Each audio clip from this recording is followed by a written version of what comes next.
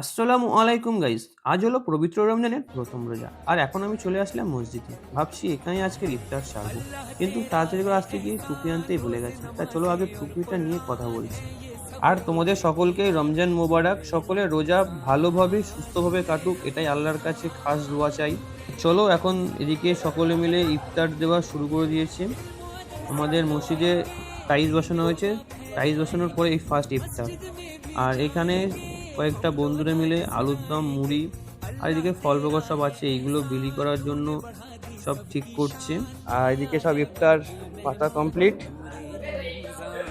আজকের ইফতারের খাস মেহমান দাদার ছোট্ট ছেলে, মানে আমার কাকু। আমাকে দেখে আমার কোলে চলে আসলো। আর এদিকে আছে বন্ধুর ছোট্ট ছেলে। অনেক রোজাদার ইফতার নিয়ে বসে পড়েছে। কিছু মানুষজন এখন অজু করছে, অজু সারা হয়ে গেলেই ইফতারে আসবে।